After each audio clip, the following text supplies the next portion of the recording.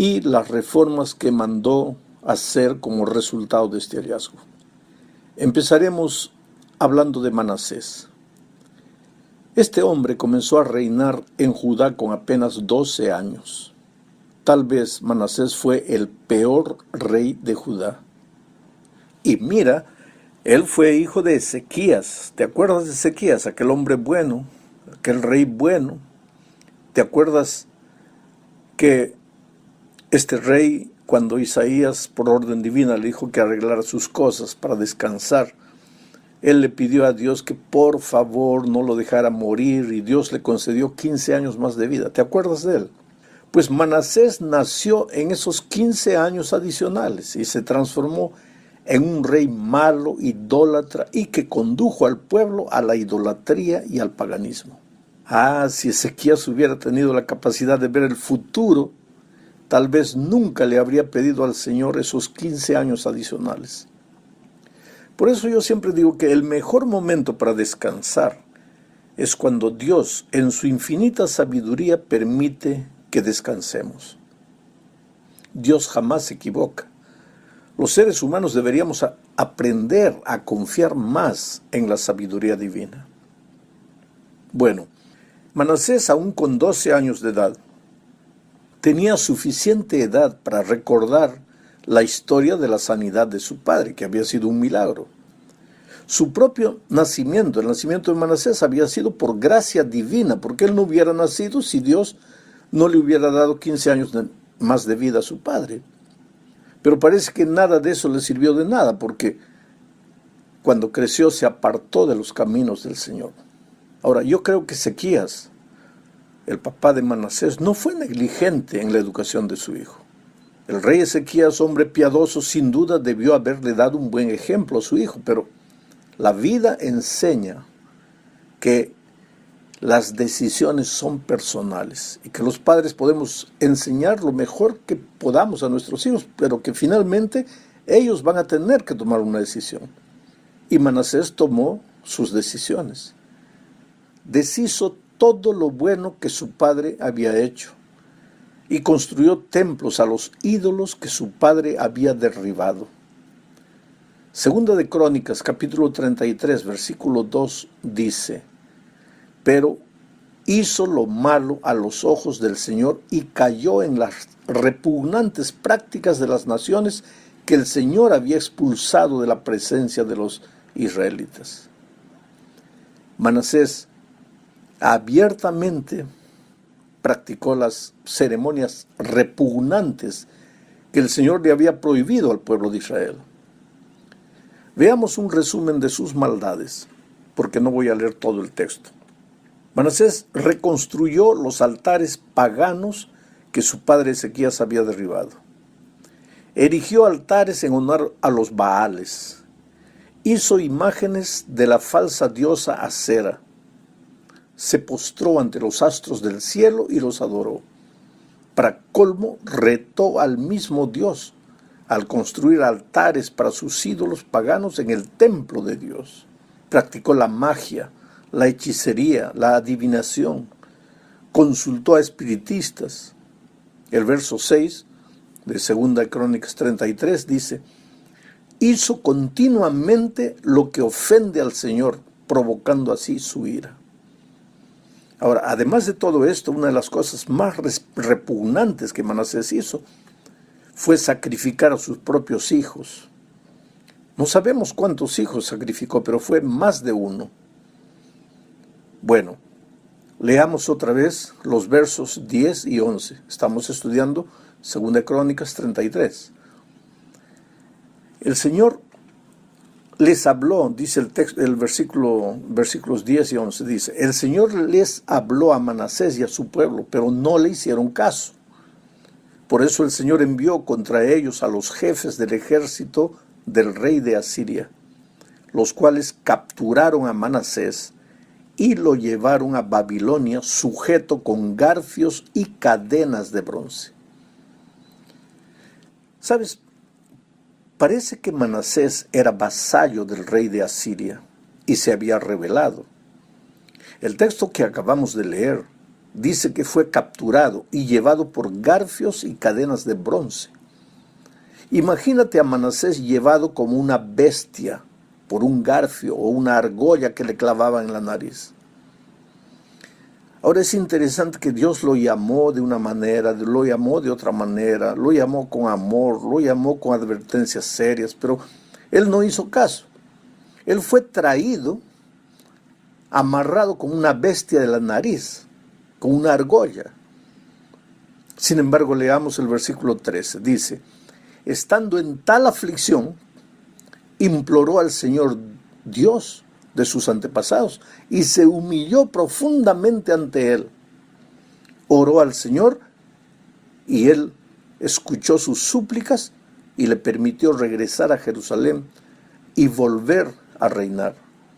Así Manasés reconoció que solo el Señor es Dios. Querido, es obvio que Manasés en su soledad, en su desgracia, en su tragedia, en su derrota, entendió que los dioses falsos no contestan las oraciones. Él que había mandado construir tantos altares a dioses falsos por toda la tierra de Judá, pero descubrió que eso no le valía de nada. Los dioses falsos tampoco perdonan ni dan tranquilidad de conciencia, porque no pueden oír ni hablar. Y siendo que los demonios están detrás de los dioses falsos, esos dioses tampoco tienen compasión de quien sufre. Pero gracias a Dios Manasés se arrepintió.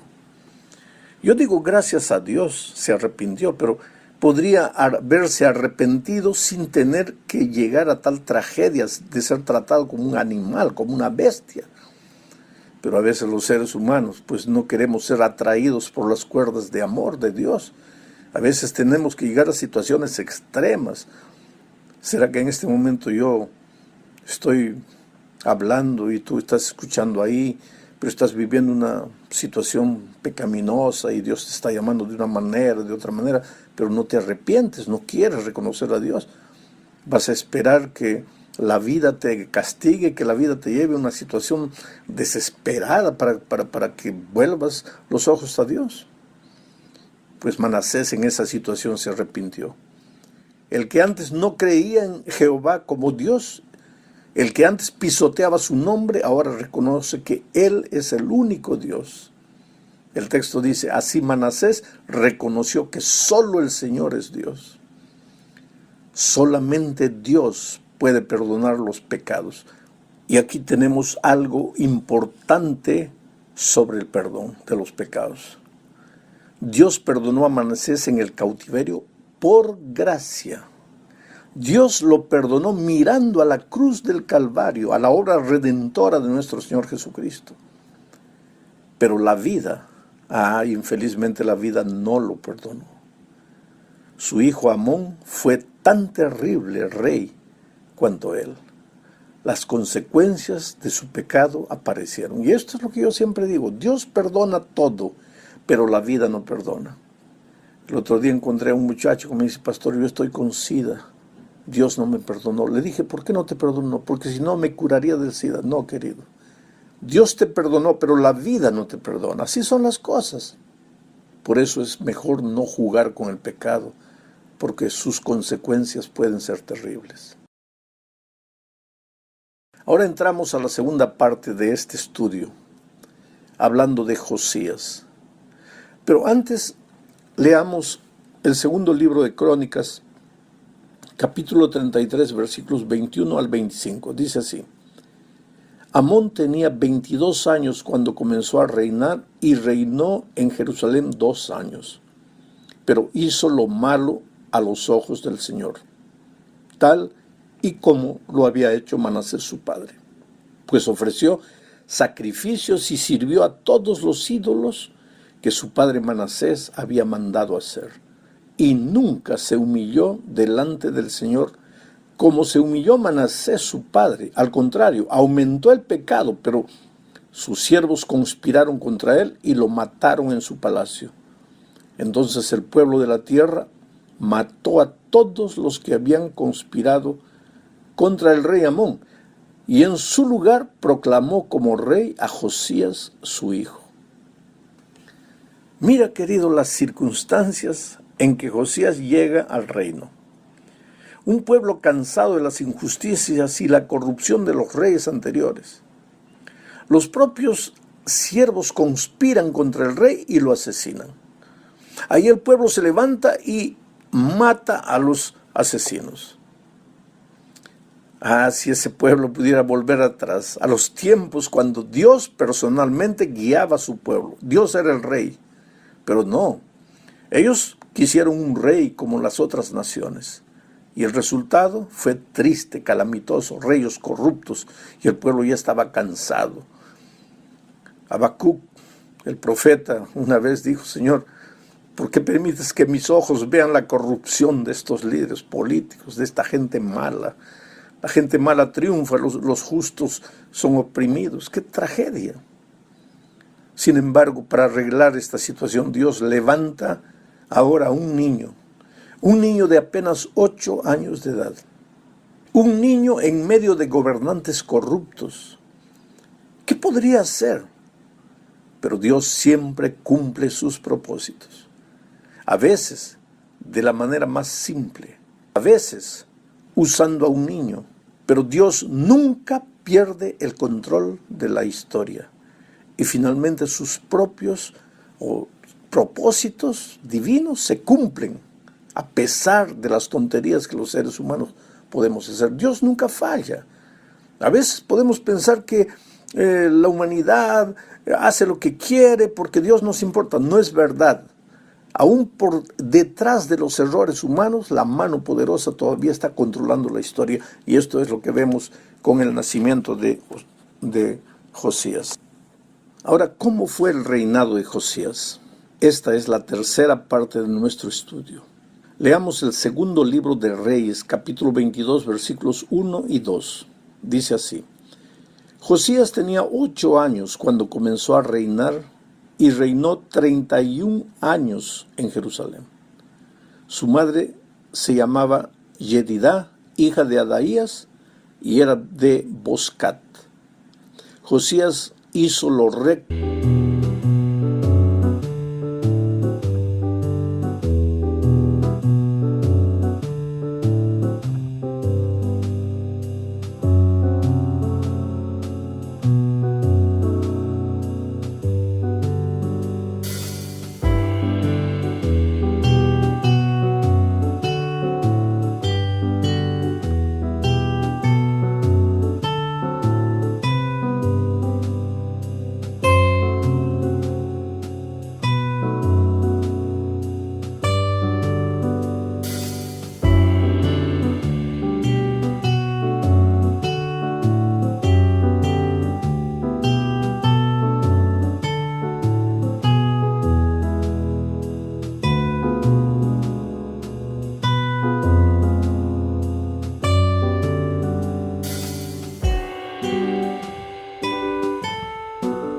a los ojos del Señor y se condujo en todo como su antepasado David, sin apartarse un ápice.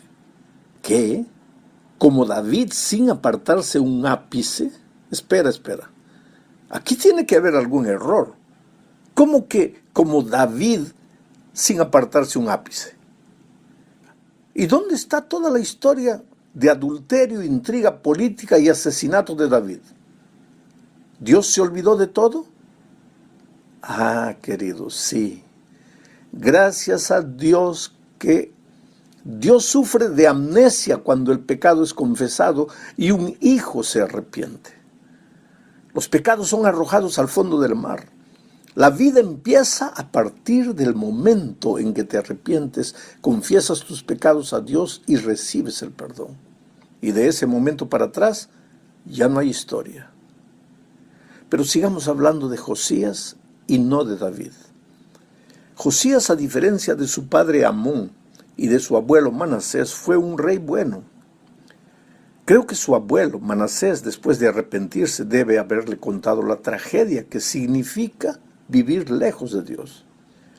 Pero lo cierto es que el pequeño rey observó que el templo de Dios estaba envejecido. El pueblo parecía no darse cuenta de esta situación, pero Josías sí. por eso ordenó la reforma del templo. No se importó con el dinero, cuánto costaría, cómo se pagaría, nada. Lo único que importaba era que Dios tuviera un templo digno donde alabarlo con pureza de corazón. Pero mientras se trabajaba en la reforma del templo, sucedió algo interesante, porque la verdad es que aunque las reformas físicas y exteriores son importantes, más importantes son las reformas del corazón. Esto nos lleva a la cuarta parte de este estudio. ¿Qué sucedió? Mientras los hombres trabajaban en la reforma del templo, encontraron el libro de la ley, o lo que hoy sería la palabra de Dios, la Sagrada Escritura. Allí estaban las amonestaciones divinas para su pueblo, pero nadie le hacía caso. Pero cuando el rey recibió el libro, dio la orden registrada en el segundo libro de Reyes, capítulo 22, versículo 13.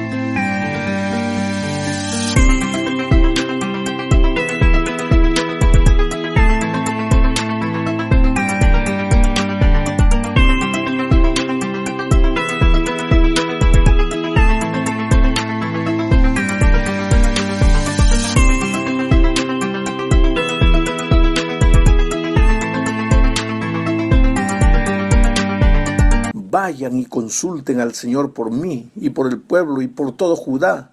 En cuanto a las palabras de este libro que se ha hallado, con toda seguridad la ira del Señor se ha encendido contra nosotros en gran manera, pues nuestros padres no atendieron a las palabras de este libro, para conducirse en conformidad con todo lo que nos fue escrito.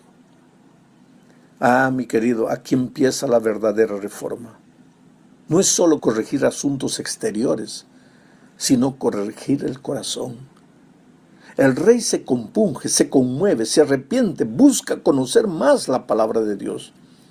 Desea hacer la voluntad de Dios y manda consultar a la profetisa Hulda. ¿Por qué? Porque no existe reforma sin palabra de Dios. La reforma va a suceder cuando nosotros comencemos a estudiar más la palabra de Dios, pero lo hagamos no con el deseo intelectual de conocer, sino con el deseo espiritual de someternos a la voluntad divina. Pues cuando el rey manda mensajeros a consultar a Hulda, ella, la profetisa Hulda, en el nombre de Dios, le da el mensaje que está registrado en el segundo libro de Reyes, capítulo 22, versículos 15 al 20. Es un mensaje interesante, dice: así ha dicho el Señor, el Dios de Israel. Digan al varón que los envió a consultarme, que yo, el Señor, voy a traer sobre este lugar y sobre sus habitantes todo el mal de que habla este libro que ha leído el rey de Judá. Lo haré porque me abandonaron, quemaron incienso a dioses extraños y provocaron mi enojo con todo lo que han hecho. Mi ira se ha encendido contra este lugar y no se apagará. Pero al rey de Judá, que los ha enviado a consultarme, le dirán que yo, el Señor y Dios de Israel, he dicho: puesto que tú has prestado atención a las palabras del libro, y tu corazón se enterneció y te humillaste delante de mí, cuando oíste mi sentencia contra este lugar y contra sus habitantes, los cuales van a ser asolados y malditos, y puesto que te rasgaste las vestiduras y lloraste en mi presencia, también yo te he prestado atención, porque, por lo tanto, yo te reuniré con tus antepasados y serás llevado a tu sepulcro en paz y ya no verás todo el mal que voy a traer sobre este lugar. Ah, mi amigo querido, puedes ver que la condenación solo se lleva a cabo en la vida de los que no desean volverse a Dios. El que siembra vientos cosecha tempestades. La condenación nunca es irreversible. Dios invita al pecador al arrepentimiento. La muerte es la consecuencia natural del que endurece su corazón a la invitación divina. Jesús está siempre con los brazos abiertos, diciendo: venid a mí, yo os haré descansar. Y la Biblia siempre dice: hoy es el día de buena nueva, hoy es el día de salvación. Oh, querido, la condenación existe, la destrucción existe como consecuencia del pecado, pero la salvación existe porque Cristo murió. Si en este momento estás sufriendo, estás llorando, estás pasando por momentos difíciles, si te estás hundiendo en la arena movediza de las circunstancias, clama a Dios. Tal vez todo sea por causa de tu desvío, de tu descarrío de los caminos de Dios, pero clama a Dios. Él te va a extender la mano, te va a sacar de la lama, de la situación difícil, te va a hacer un hombre o una mujer nueva. Llegamos ahora a la parte final de este estudio. Aquí se trata de las reformas que Josías promovió en Jerusalén. Tendríamos que leer todo el capítulo 23 del segundo libro de Reyes, pero no lo haremos por falta de tiempo. Tú debes leerlo, y ahí vas a ver las innúmeras reformas que Isaías mandó a ejecutar. Todos los dioses paganos fueron destruidos. Los altares a esos dioses fueron derribados. Se acabó con la hechicería, con el sacrificio de niños, en fin. Pero la reforma no consiste solo en la destrucción de las cosas malas, sino en el establecimiento de las cosas buenas. El pueblo no celebraba la Pascua desde el tiempo de los jueces. Tú sabes, la Pascua era para recordarles que Dios los había rescatado de la esclavitud de Egipto y que esa liberación había sido por gracia. Por eso la sangre de un cordero había manchado el dintel de las puertas para salvar a los primogénitos. Ese cordero apuntaba a Jesucristo, el Cordero de Dios que quita el pecado del mundo. No hay reforma sin Cristo. Jesús es el centro de toda verdadera reforma. Por eso, el rey Josías convocó al pueblo para celebrar la Pascua. Hoy, la Pascua es la Santa Cena. Cada vez que celebramos la Santa Cena, recordamos que es momento de arrepentirnos. Es momento de empezar una nueva vida. Es tiempo de reforma. Pero también recordamos que no hay reforma sin Cristo. Sabes, la historia nos enseña, y todo lo que estamos estudiando en estas lecciones es parte de la historia del pasado. Ahora, no puede quedarse lo que estudiamos en la historia. Hay que sacar las lecciones y aplicarlas a nuestra vida.